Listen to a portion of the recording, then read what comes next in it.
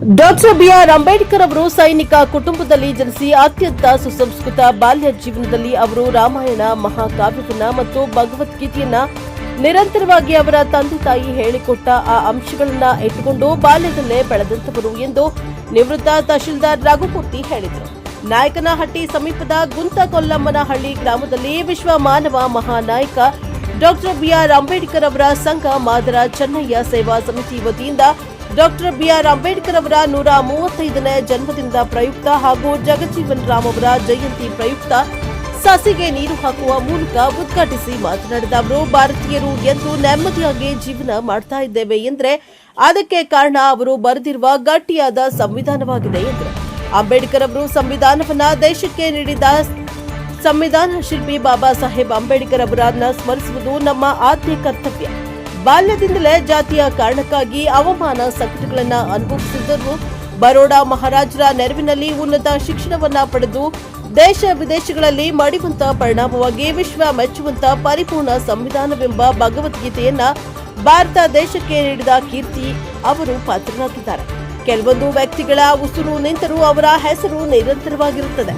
ಕೆಲ ಜನ ವ್ಯಕ್ತಿಗಳ ಉಸಿರು ನಿಂತ ಮೇಲೆ ಅವರ ಹೆಸರು ಇರುವುದಿಲ್ಲ. ಹಾಗಾಗಿ ಡಾಕ್ಟರ್ ಬಿಆರ್ ಅಂಬೇಡ್ಕರ್ ಅವರು 1956ರಲ್ಲಿ ನಿಧನ ಆದರೂ ಕೂಡ ಸಾವಿರ ವರ್ಷ ಈ ಭೂಮಿಯಲ್ಲಿ ಅವರ ಹೆಸರು ನಿರಂತರವಾಗಿರುತ್ತದೆ ಹಾಗೂ ಪ್ರತಿಯೊಂದು ಆಯಾಮಗಳಲ್ಲೂ ಈಗಲೂ ಕೂಡ ಬದುಕಿದ್ದಾರೆ. ಸರ್ಕಾರಿ ಕೆಲಸ ಕಾರ್ಯಗಳಲ್ಲಿ, ನ್ಯಾಯಾಲಯದ ಕಲಾಪಗಳಲ್ಲಿ, ಶಾಲೆಯಲ್ಲಿ ಮಾಡುವ ಪ್ರವಚನಗಳು ಎಲ್ಲದರಲ್ಲೂ ಕೂಡ ಅಂಬೇಡ್ಕರ್ ಅವರು ಇನ್ನೂ ಕೂಡ ಜೀವಂತವಾಗಿದ್ದಾರೆ ಎಂದರು. ಈ ಸಂದರ್ಭದಲ್ಲಿ ಉಪಸ್ಥಿತರಾದ ಪಿಡಿಒ ರಮೇಶ್, ಅನ್ನಿ ತಮ್ಮ ಜಯಣ್ಣ, ಮಾಜಿ ಉಪಾಧ್ಯಕ್ಷರು ಚಂದ್ರನ್, ಮಾಜಿ ಗ್ರಾಮ ಪಂಚಾಯಿತಿ ಸದಸ್ಯರು ಪಟೇಲ ಗುಂಡಪ್ಪ, ಎಸ್ ತಿಪ್ಪೇಸ್ವಾಮಿ, ಉಪನ್ಯಾಸಕರು ಎನ್ ತಿಪ್ಪೇಸ್ವಾಮಿ, ಮಾಜಿ ಗ್ರಾಮ ಪಂಚಾಯಿತಿ ಸದಸ್ಯರು ಗೊಂಚಗಾರ ಪಾಲಯ್ಯ, ವಿಶ್ವ ಮಾನವ ಮಹಾನಾಯಕ ಡಾಕ್ಟರ್ ಬಿಆರ್ ಅಂಬೇಡ್ಕರ್ ಸಂಘದವರ ಅಧ್ಯಕ್ಷರಾದ ಮಲ್ಲೇಶ್, ಮೀಸೆ ಓಬಯ್ಯ, ಭೀಮಪ್ಪ, ಹೊಸಕೋಪಿಲೆ, ಬೋರಯ್ಯ, ಬಸವರಾಜ್, ಗುರಣ್ಣ, ಮಂಚಮ್ಮ, ದುರ್ಗೇಶ, ಸಿದ್ಲಿಂಗಮ್ಮ, ಗುಂಡಯ್ಯ ಹಾಗೂ ಗುಂತಕೋಲಮನ್ನಹಳ್ಳಿ ಗ್ರಾಮಸ್ಥರು, ಮಾದಿಗ ಸಮುದಾಯದ ಮುಖಂಡರು, ಪೊಲೀಸ್ ಇಲಾಖೆಯವರು ಹಾಜರಿದ್ದರು. Bureau report Harish, Nayakanahatti, Prajapower TV, Chitradurga. ಅವರು ಎಲ್ಲ ವಿಶದವಾಗಿ ಅವರ ಹುಟ್ಟಿನಿಂದ ಅವರ ಅಂತ್ಯದವರೆಗೆ ಎಲ್ಲದನ್ನು ಕೂಡ ಅವರು ಹೇಳ್ತಾರೆ. ಯಾಕೆ ಅಂತ ಹೇಳಿದ್ರೆ ಉಪನ್ಯಾಸಕರಾಗಿ ಬಂದು ಅವ್ರು ಹೇಳೋ ಅಂಶಗಳನ್ನ ನಾನು ಹೇಳಿದ್ರೆ ಅವ್ರು ಹೇಳೋ ಭಾಷಣಕ್ಕೆ ಬೆಲೆ ಇರಲ್ಲ. ಆಗ ಜನಾಂಗದ ಶ್ರೇಯೋಭಿವೃದ್ಧಿಗೆ, ಈ ಜನಾಂಗದ ಅಭ್ಯುದಯಕ್ಕೆ ಒಂದು ಸಂವಿಧಾನವಾಗಿ ಬರೆದಂತಹ ವ್ಯಕ್ತಿಯನ್ನ ನಾವು ಯಾವ ರೀತಿ ನಡೆಸ್ಕೋಬೇಕಿತ್ತು ಅನ್ನೋ ಒಂದು ಕಲ್ಪನೆಯಿಂದ, ಆ ಒಂದು ನೋವಿಂದ ನಾನು ಹೇಳ್ತಾ ಇದ್ದೀನಿ. ಹಾಗಾಗಿ ಎಲ್ಲೇ ಒಂದ್ ಕಡೆ ಅಚಾತುರ್ಯ ಆಗಿದೆ, ಎಲ್ಲೋ ಒಂದ್ ಕಡೆ ಲೋಪವಾಗಿದೆ. ಅದು ಯಾವುದೇ ಪಕ್ಷ, ಯಾವುದೇ ಪ್ರಧಾನಿ, ಯಾರೇ ಇರಲಿ.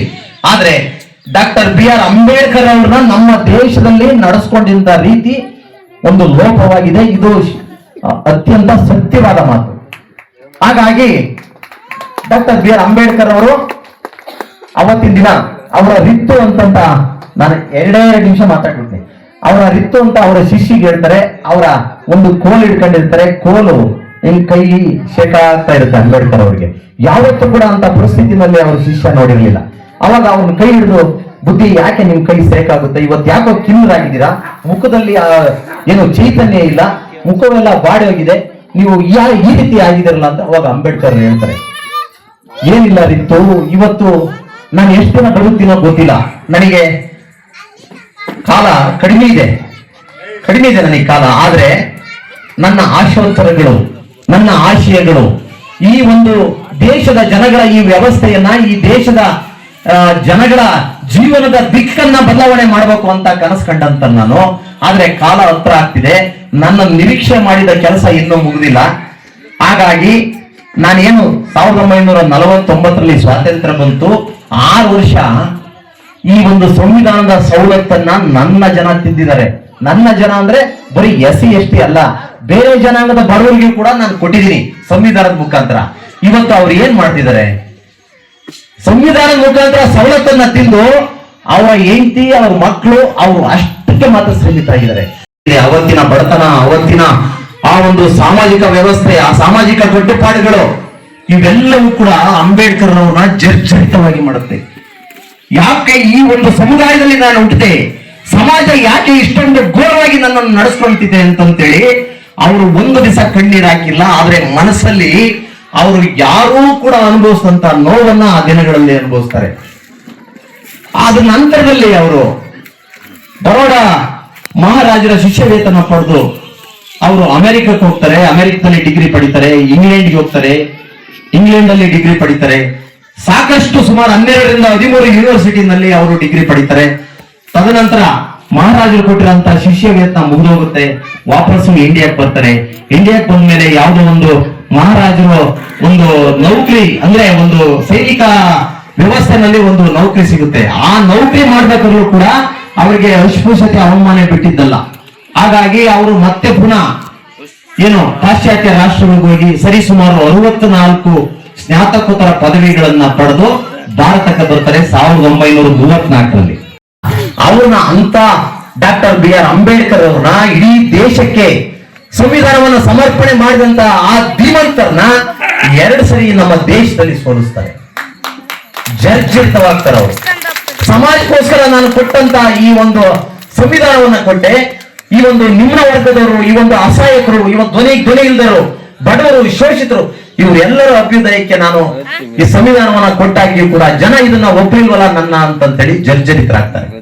ತದನಂತರ ನಿಮಗೆಲ್ಲ ಗೊತ್ತಿದೆ 1956ರಲ್ಲಿ ಅವರು ಕಾಲವಾಗ್ತಾರೆ. ಕಾಲವಾಗೋದಕ್ಕಿಂತ ಮುಂಚೆ ಸೆಪ್ಟೆಂಬರ್ 12-13ನೇ ತಾರೀಕು ಅವರು ಕುರ್ಚಿ ಮೇಲೆ ಕೂತಿರ್ತಾರೆ. ಅವರ ಶಿಷ್ಯ ರಿತ್ತು ಅಂತ ಅವ್ರ ಶಿಷ್ಯ, ಅವರ ಎಲ್ಲ ಯೋಗಕ್ಷೇಮ ನೋಡ್ಕೊಳ್ಳೋಣ ಅವ್ರ ಶಿಷ್ಯ. ಅವರ ಶಿಷ್ಯ ಇವ್ರನ್ನ ಅಬ್ಸರ್ವ್ ಮಾಡ್ತಾ ಇರ್ತಾನೆ, ಕುರ್ಚಿನಲ್ಲಿ ಕೂತಿರ್ತಾರೆ. ಅವರಿಗೆ ಅಂಬೇಡ್ಕರ್ ಅವರಿಗೆ ಇನ್ನೊಂದು ಕನಸು ಏನಿತ್ತು ಅಂತಂದ್ರೆ, ಅವರು ಈ ಒಂದು ಸಾಮಾಜಿಕ ವ್ಯವಸ್ಥೆಯನ್ನ ಕುರಿತಾಗಿ ಬುದ್ಧ ಮತ್ತು ಅದರ ಧಮ್ಮ ಅನ್ನೋ ಒಂದು ಗ್ರಂಥವನ್ನ ಅವರು ಲೋಕಕ್ಕೆ, ಇಡೀ ವಿಶ್ವಕ್ಕೆ ಸಮರ್ಪಣೆ ಮಾಡಬೇಕು ಅನ್ನೋ ಒಂದು ಸಂಕಲ್ಪವನ್ನ, ಒಂದು ದೀಕ್ಷೆಯನ್ನ ತಗೊಂಡಿದ್ರು. ಅವರೆಲ್ಲ ಸ್ಕ್ರಿಪ್ಟ್ ಎಲ್ಲ ಮಾಡ್ಬಿಟ್ಟಿದ್ರು. ಬುದ್ಧ ಮತ್ತು ಅದರ ಧಮ್ಮ ಸ್ಕ್ರಿಪ್ಟ್ ಎಲ್ಲ ಮಾಡಿದ್ರು. ಅದನ್ನ ಪ್ರಿಂಟ್ ಹಾಕ್ಸಕ್ ಅವ್ರ ಹತ್ರ ದುಡ್ಡಿರ್ಲಿಲ್ಲ. ಅದನ್ನ ಹೇಳ್ತಾರೆ, ನೆಹರೂರವ್ರಿಗೆ ಹೇಳ್ತಾರೆ, ಸರ್ ನನ್ನ ಸಮಾಜದ ಜನಗಳ ಆರ್ಥಿಕ ಸ್ಥಿತಿಗತಿ, ಸಾಮಾಜಿಕ ಸ್ಥಿತಿಗತಿ ಮತ್ತು ಈ ಜನಾಂಗದ ಶ್ರೇಯಾಭಿವೃದ್ಧಿಗೆ ಒಳಗೊಂಡಂತೆ ನಾನು ಒಂದು ಅದ್ಭುತವಾದ ಒಂದು ಬುದ್ಧ ಮತ್ತು ಅದರ ಧಮ್ಮ ಅನ್ನೋ ಒಂದು ಬುಕ್ ಅನ್ನ ಬರೆದಿದ್ದೀನಿ. ಅದನ್ನ ಪ್ರಿಂಟ್ ಹಾಕ್ಸೋಣಕ್ಕೆ ಸರ್ಕಾರದ ವತಿಯಿಂದ ದಯಮಾಡಿ ನೀವೇನಾದ್ರು ಸಹಾಯ ಮಾಡಿ ಅಂತ ನೆಹರು ಅವ್ರಿಗೆ ಕೇಳ್ಕೊಂತಾರೆ. ನಾವು ಚರಿತ್ರೆಯಲ್ಲಿ ಬರೆದಿರೋದು ಹೇಳ್ತಿರೋದು, ನಾವೇನ್ ನೋಡಿದ್ದಲ್ಲ. ಆದ್ರೆ ನೆಹರು ಅವ್ರು ಹೇಳ್ತಾರೆ, ಒಂದು ಕೆಲಸ ಮಾಡಿ, 1-2-3 ಸಮಾರಂಭಗಳು ಇರ್ತವೆ, ಆ ಸಮಾರಂಭಗಳ ಹತ್ರ ಬಂದು ನೀವು ಬುಕ್ ಇಟ್ಕೊಳ್ಳಿ, ಬಂದವರೆಲ್ಲ ದುಡ್ಡು ಕೊಟ್ಟು ತಗೊಂಡು ಹೋಗ್ತಾರೆ ಅಂತ ಹೇಳ್ತಾರೆ ಅಂತಂತ ಬುಕ್ ಅಲ್ಲಿ ದಾಖಲಿಸಿದ್ದಾರೆ. ಇಂಥ ಒಂದು ಸಂವಿಧಾನ ಬರೆದಂತ ಈ ಒಂದು ಪರಮಾತ್ಮ ಅವರಿಗೆ ಯಾವ ರೀತಿ ನಮ್ಮ ದೇಶ, ನಮ್ಮ ರಾಷ್ಟ್ರ ನಡೆಸ್ಕೋಬೇಕಾಗಿತ್ತು. ಅವರ ಕಾಲವಾದ ನಂತರ ಅವರ ಬಾಡಿಯನ್ನ ಮುಂಬೈಗೆ ತಗೊಂಬರಕ್ಕೆ ಅವ್ರ ಹತ್ರ ದುಡ್ಡಿಲ್ಲ. ಸರ್ಕಾರದಿಂದ ವ್ಯವಸ್ಥೆ ಮಾಡ್ಬೇಕಿತ್ತು, ಸರ್ಕಾರದಿಂದ ವ್ಯವಸ್ಥೆ ಮಾಡಲಿಲ್ಲ. ಅವ್ರನ್ನ ಶವ ಸಂಸ್ಕಾರ ಮಾಡಕ್ಕೆ ಸರ್ಕಾರದಿಂದ ವ್ಯವಸ್ಥೆ ಮಾಡ್ಬೇಕಿತ್ತು, ಮಾಡ್ಲಿಲ್ಲ. ಅವ್ರ ಕಾಲವಾದಂತ ಜಾಗ, ಆಮೇಲೆ ಅವರ ಶವ ಸಂಸ್ಕಾರ ಮಾಡಿದಂತ ಜಾಗವನ್ನ ಪುನಶ್ಚೇತನಗೊಳಿಸಬೇಕಾಗಿತ್ತು, ಪುನಶ್ಚೇತನಗೊಳಿಸ್ತಿಲ್ಲ. ಇದು ನಾನು ಆಗ್ಲೇ ಹೇಳಿದ್ದೀನಿ, ಯಾವುದೇ ಪಕ್ಷ ಪಾರ್ಟಿ ವಿಚಾರ ಅಲ್ಲ, ನಮಗೆ ಈ ಅತ್ಯಂತ ದುಃಖದಿಂದ ಹೇಳ್ತಾರೆ ವಿಚಾರ. ಅವರು ಎಲ್ಲ ವಿಶದವಾಗಿ ಅವರ ಹುಟ್ಟಿನಿಂದ ಅವರ ಅಂತ್ಯದವರೆಗೆ ಎಲ್ಲದನ್ನು ಕೂಡ ಅವರು ಹೇಳ್ತಾರೆ. ಯಾಕೆ ಅಂತ ಹೇಳಿದ್ರೆ, ಉಪನ್ಯಾಸಕರಾಗಿ ಬಂದು ಅವ್ರು ಹೇಳೋ ಅಂಶಗಳನ್ನ ನಾನು ಹೇಳಿದ್ರೆ ಅವ್ರು ಹೇಳೋ ಭಾಷಣೆ ಬೆಲೆ ಇರಲ್ಲ. ಆಗ ಜನಾಂಗದ ಶ್ರೇಯಾಭಿವೃದ್ಧಿಗೆ, ಈ ಜನಾಂಗದ ಅಭ್ಯುದಯಕ್ಕೆ ಒಂದು ಸಂವಿಧಾನ ಬರೆದಂತಹ ವ್ಯಕ್ತಿಯನ್ನ ನಾವು ಯಾವ ರೀತಿ ನಡೆಸ್ಕೋಬೇಕಿತ್ತು ಅನ್ನೋ ಒಂದು ಕಲ್ಪನೆಯಿಂದ, ಆ ಒಂದು ನೋವಿಂದ ನಾನು ಹೇಳ್ತಾ ಇದ್ದೀನಿ. ಹಾಗಾಗಿ ಎಲ್ಲೇ ಒಂದ್ ಕಡೆ ಅಚಾತುರ್ಯ ಆಗಿದೆ, ಎಲ್ಲೋ ಒಂದ್ ಕಡೆ ಲೋಪವಾಗಿದೆ. ಅದು ಯಾವುದೇ ಪಕ್ಷ, ಯಾವುದೇ ಪ್ರಧಾನಿ, ಯಾರೇ ಇರಲಿ. ಆದ್ರೆ ಡಾಕ್ಟರ್ BR ಅಂಬೇಡ್ಕರ್ ಅವ್ರನ್ನ ನಮ್ಮ ದೇಶದಲ್ಲಿ ನಡೆಸ್ಕೊಂಡಿದ್ದ ರೀತಿ ಒಂದು ಲೋಪವಾಗಿದೆ. ಇದು ಅತ್ಯಂತ ಸತ್ಯವಾದ ಮಾತು. ಹಾಗಾಗಿ ಡಾಕ್ಟರ್ BR ಅಂಬೇಡ್ಕರ್ ಅವರು ಅವತ್ತಿನ ದಿನ ಅವರ ರಿತ್ತು ಅಂತಂತ, ನಾನು 2 ನಿಮಿಷ ಮಾತಾಡ್ಬಿಡ್ತೀನಿ. ಅವರ ರಿತ್ತು ಅಂತ ಅವರ ಶಿಷ್ಯಿಗೆ ಹೇಳ್ತಾರೆ. ಅವರ ಒಂದು ಕೋಲು ಇಟ್ಕೊಂಡಿರ್ತಾರೆ, ಕೋಲು ನಿಮ್ ಕೈ ಶೇಕ ಆಗ್ತಾ ಇರುತ್ತೆ ಅಂಬೇಡ್ಕರ್ ಅವರಿಗೆ. ಯಾವತ್ತೂ ಕೂಡ ಅಂತ ಪರಿಸ್ಥಿತಿನಲ್ಲಿ ಅವ್ರ ಶಿಷ್ಯ ನೋಡಿರ್ಲಿಲ್ಲ. ಅವಾಗ ಅವನ ಕೈ ಹಿಡಿದು, ಬುದ್ಧಿ ಯಾಕೆ ನಿಮ್ ಕೈ ಸೇಕಾಗುತ್ತೆ, ಇವತ್ತು ಯಾಕೋ ಕಿನ್ನರಾಗಿದ್ದೀರಾ, ಮುಖದಲ್ಲಿ ಏನು ಚೈತನ್ಯ ಇಲ್ಲ, ಮುಖವೆಲ್ಲ ಬಾಡಿ ಹೋಗಿದೆ, ನೀವು ಈ ರೀತಿ ಆಗಿದಿರಲ್ಲ ಅಂತ ಅವಾಗ ಅಂಬೇಡ್ಕರ್ ಹೇಳ್ತಾರೆ. ಏನಿಲ್ಲ ರಿತ್ತು, ಇವತ್ತು ನಾನು ಎಷ್ಟು ದಿನ ಬದುಕ್ತೀನೋ ಗೊತ್ತಿಲ್ಲ, ನನಗೆ ಕಾಲ ಕಡಿಮೆ ಇದೆ ನನಗೆ ಕಾಲ. ಆದ್ರೆ ನನ್ನ ಆಶೋತ್ತರಗಳು, ನನ್ನ ಆಶಯಗಳು, ಈ ಒಂದು ದೇಶದ ಜನಗಳ ಈ ವ್ಯವಸ್ಥೆಯನ್ನ, ಈ ದೇಶದ ಜನಗಳ ಜೀವನದ ದಿಕ್ಕನ್ನ ಬದಲಾವಣೆ ಮಾಡಬೇಕು ಅಂತ ಕನಸು ಕಂಡಂತ ನಾನು. ಆದ್ರೆ ಕಾಲ ಹತ್ರ ಆಗ್ತಿದೆ, ನನ್ನ ನಿರೀಕ್ಷೆ ಮಾಡಿದ ಕೆಲಸ ಇನ್ನೂ ಮುಗಿದಿಲ್ಲ. ಹಾಗಾಗಿ ನಾನೇನು 1949ರಲ್ಲಿ ಸ್ವಾತಂತ್ರ್ಯ ಬಂತು, 6 ವರ್ಷ ಈ ಒಂದು ಸಂವಿಧಾನದ ಸವಲತ್ತನ್ನ ನನ್ನ ಜನ ತಿಂದಿದ್ದಾರೆ. ನನ್ನ ಜನ ಅಂದ್ರೆ ಬರೀ SC ST ಅಲ್ಲ, ಬೇರೆ ಜನಾಂಗದ ಬಡವರಿಗೂ ಕೂಡ ನಾನು ಕೊಟ್ಟಿದ್ದೀನಿ ಸಂವಿಧಾನದ ಮುಖಾಂತರ. ಇವತ್ತು ಅವ್ರು ಏನ್ ಮಾಡ್ತಿದ್ದಾರೆ? ಸಂವಿಧಾನದ ಮುಖಾಂತರ ಸವಲತ್ತನ್ನ ತಿಂದು ಅವರ ಹೆಂಡತಿ, ಅವ್ರ ಮಕ್ಕಳು, ಅವರು ಅಷ್ಟಕ್ಕೆ ಮಾತ್ರ ಸೀಮಿತರಾಗಿದ್ದಾರೆ. ಅವತ್ತಿನ ಬಡತನ, ಅವತ್ತಿನ ಆ ಒಂದು ಸಾಮಾಜಿಕ ವ್ಯವಸ್ಥೆ, ಆ ಸಾಮಾಜಿಕ ಕಟ್ಟುಪಾಡುಗಳು ಇವೆಲ್ಲವೂ ಕೂಡ ಅಂಬೇಡ್ಕರ್ ಅವ್ರನ್ನ ಜರ್ಜರಿತವಾಗಿ ಮಾಡುತ್ತೆ. ಯಾಕೆ ಈ ಒಂದು ಸಮುದಾಯದಲ್ಲಿ ನಾನು ಹುಟ್ಟಿದೆ, ಸಮಾಜ ಯಾಕೆ ಇಷ್ಟೊಂದು ಘೋರವಾಗಿ ನನ್ನನ್ನು ನಡೆಸ್ಕೊಳ್ತಿದೆ ಅಂತಂತೇಳಿ ಅವರು ಒಂದು ದಿವಸ ಕಣ್ಣೀರು ಹಾಕಿಲ್ಲ. ಆದ್ರೆ ಮನಸ್ಸಲ್ಲಿ ಅವರು ಯಾರೂ ಕೂಡ ಅನುಭವಿಸಿದಂತ ನೋವನ್ನ ಆ ದಿನಗಳಲ್ಲಿ ಅನುಭವಿಸ್ತಾರೆ. ಆದ ನಂತರದಲ್ಲಿ ಅವರು ಬರೋಡ ಮಹಾರಾಜರ ಶಿಷ್ಯ ವೇತನ ಪಡೆದು ಅವರು ಅಮೆರಿಕಕ್ಕೆ ಹೋಗ್ತಾರೆ. ಅಮೆರಿಕದಲ್ಲಿ ಡಿಗ್ರಿ ಪಡಿತಾರೆ. ಇಂಗ್ಲೆಂಡ್ಗೆ ಹೋಗ್ತಾರೆ. ಇಂಗ್ಲೆಂಡ್ ಅಲ್ಲಿ ಡಿಗ್ರಿ ಪಡಿತಾರೆ. ಸಾಕಷ್ಟು ಸುಮಾರು 12 ರಿಂದ 13 ಯೂನಿವರ್ಸಿಟಿನಲ್ಲಿ ಅವರು ಡಿಗ್ರಿ ಪಡಿತಾರೆ. ತದನಂತರ ಮಹಾರಾಜರು ಕೊಟ್ಟಿರುವಂತಹ ಶಿಷ್ಯ ವೇತನ ಮುಗಿದೋಗುತ್ತೆ. ವಾಪಸ್ಸು ಇಂಡಿಯಾಕ್ಕೆ ಬರ್ತಾರೆ. ಇಂಡಿಯಾಕ್ಕೆ ಬಂದ ಮೇಲೆ ಯಾವುದೋ ಒಂದು ಮಹಾರಾಜರು ಒಂದು ನೌಕರಿ, ಅಂದ್ರೆ ಒಂದು ಸೈನಿಕ ವ್ಯವಸ್ಥೆನಲ್ಲಿ ಒಂದು ನೌಕರಿ ಸಿಗುತ್ತೆ. ಆ ನೌಕರಿ ಮಾಡ್ಬೇಕಾದ್ರೂ ಕೂಡ ಅವರಿಗೆ ಅಸ್ಪೃಶ್ಯತೆ ಅವಮಾನ ಬಿಟ್ಟಿದ್ದಲ್ಲ.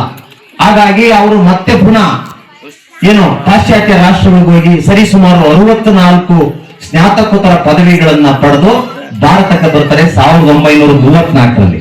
ಬಗ್ಗೆ ತುಂಬಾ ವಿವರವಾಗಿ ಹೇಳಿದ್ದಾರೆ. ನಮಗೇನು ಇಲ್ಲ ಹೇಳಲಿಕ್ಕೆ. ಸಾಹೇಬ್ರು ನಾನೇನು ಹೇಳಲ್ಲ ಅಂತ ಹೇಳಿ ಬಹಳ ಗಂಭೀರ. ನಮ್ಮ ತಿಪ್ಪೇಸ್ವಾಮಿಗೆ ಏನು ಉಳಿದಿಲ್ಲ, ಯಾಕಂದ್ರೆ ಉಪನ್ಯಾಸ ಮಾಡಕ್ಕೆ ಅವ್ರು ಇವತ್ತು ಬಂದಿದ್ರು, ಯಾವ್ದು ಉಳಿದಿಲ್ಲ. ಕಾರಣ ಏನಂದ್ರೆ ಜನನದಿಂದ ಎರಡು ಮರಣದವರೆಗೂ ಅವ್ರ ಎಲ್ಲ ಇತಿಹಾಸವನ್ನ ಬಹಳ ಇದೆ ಇತಿಹಾಸ. ಆದ್ರೆ ಕೆಲವೇ ಸಾಲುಗಳಲ್ಲಿ ಬಹಳ ಅರ್ಥಗರ್ಭಿತವಾಗಿ ಮಾಹಿತಿಯನ್ನು ಹೇಳಿದ್ರು ಸಾಹೇಬ್ರು. ನಾನು ಲಾಸ್ಟ್ ಟೈಮ್ ಬಂದಿದ್ದೆ ಇಲ್ಲಿಗೆ, ಹೋದ್ ಸರಿ ಅದೇ ಭಾಷಣ ಮಾಡಿದೆ, ಈ ಸರಿ ಬಂದು ಅದೇ ಭಾಷಣವನ್ನು ಮಾಡ್ತಾ ಇದ್ದೀನಿ. ಏನಾದ್ರೂ ಚೇಂಜಸ್ ಇದೆಯಾ? ನಿಜವಾಗ್ಲೂ ಕೂಡ ನನಗೆ ಒಂದು ಅರ್ಥ ಆಗ್ತಾ ಇದೆ. ಏನಂದ್ರೆ ಮಹಾನ್ ಮಾನವತಾವಾದಿ, ಪ್ರತಿಭಾ ಸಂಪನ್ನ, ಮೇಧಾವಿಗಳು ಆಗಿರ್ತಕ್ಕಂಥ ಬಾಬು ಜಗಜೀವನ್ ರಾಮ್ಜಿ ಹಾಗೂ ಅಂಬೇಡ್ಕರ್ ಜಿ ಜನ್ಮ ಜಯಂತಿಯನ್ನ ಈ ದಿನ ಆಚರಣೆ ಮಾಡ್ತಾ ಇದ್ವಿ ಇಷ್ಟು ಸಂತೋಷವಾಗಿ ಗುಂತ್ಕೊಂಡ್ನಳ್ಳಿ ಗ್ರಾಮದಲ್ಲಿ. ಅಂದ್ರೆ ನನಗೆ ಅದು ಹೆಮ್ಮೆಯ ವಿಷಯ.